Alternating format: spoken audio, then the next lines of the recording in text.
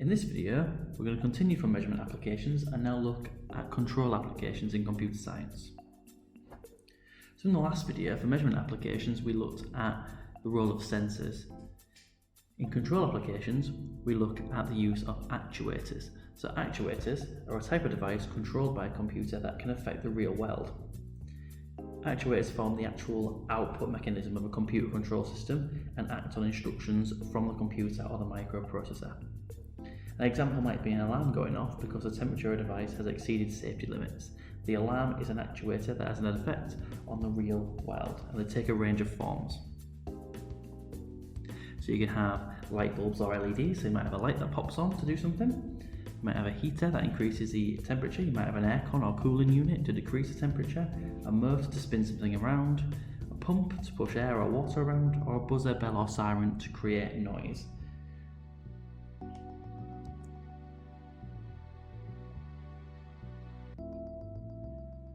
When using a computer control system, we can intelligently automate a number of tasks, such as building a car and have a system react to the environment. This can be done by combining three components: input, processing and output. In a computer control system, three elements are covered by sensors, computers and actuators. So your sensors are your input, your processor or your microprocessor does all the thinking and processing, and then the actuator actually covers the output. So on screen some examples of control applications.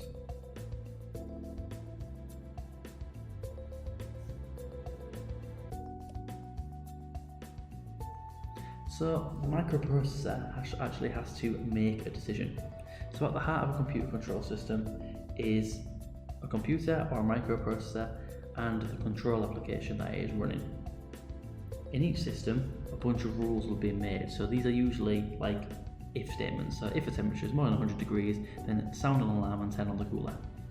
The control system monitors and processes the sensor input and checks the input against its rules or conditions. The control system then determines whether or not action needs to be taken. If action does need to be taken, it involves an actuator, such as turning a motor on. Now this process is continuously looped. So it checks condition 1, condition 2, condition 3, then back to 1, 2, 3, 1, 2, 3 on a constant infinite loop until it's turned off. So here's a little flowchart that explains the decision making process. So the sensor sends a signal to the microprocessor. The signals are converted using an ADC. The computer analyzes the data and checks it against stored values. Now if it's a monitoring system, the new data is outside the acceptable range, a warning message is sent to the screen or an alarm is activated, and then the microprocessor has no effect on what's being monitored, it's completely just watching the process. Whereas a control system sends a signal to the valves, motors, lights, whatever it is, and the output from the system affects the next set of inputs. So here's an example on the screen. We've got an actuator of an alarm and a sensor for temperature. So it takes a reading. It gets converted into digital data using an ADC. It then goes to the computer system. It then checks some rules, so it's come up the output's true, so it's exceeded the temperature or whatever, and then the actuator then sounds an alarm.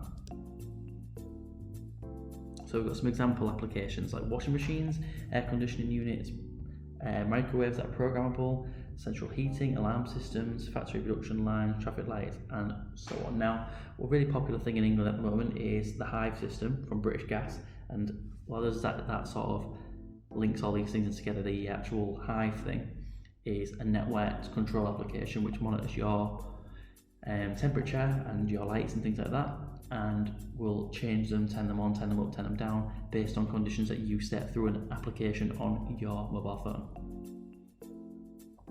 Now the benefits of this is that computers don't take breaks. This Hive system can run whilst you're asleep.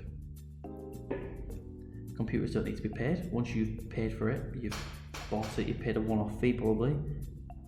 It might cost you a lot of money, but then you save by not having to employ someone to do it.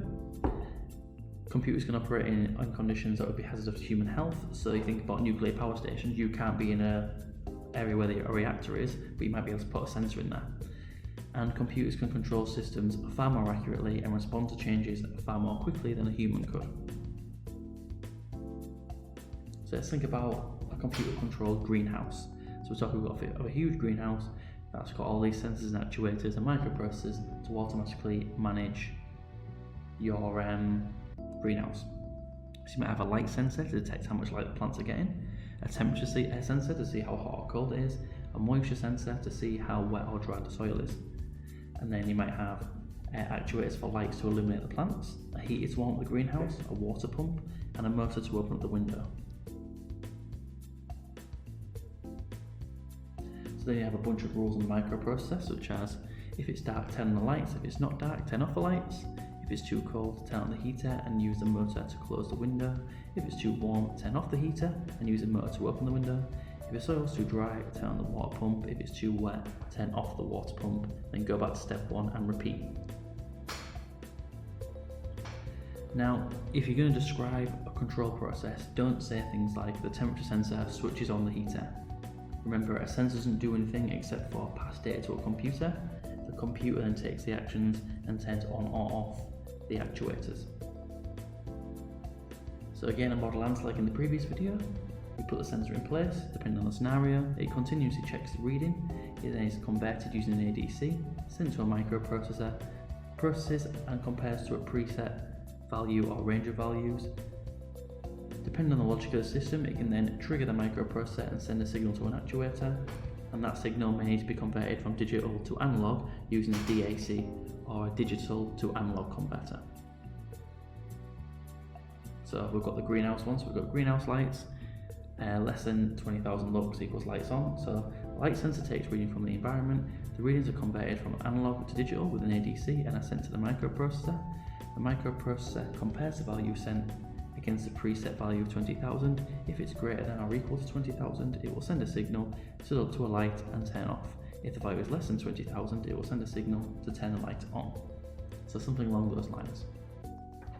Hopefully that was helpful and you enjoyed it, and I will see you in the next one.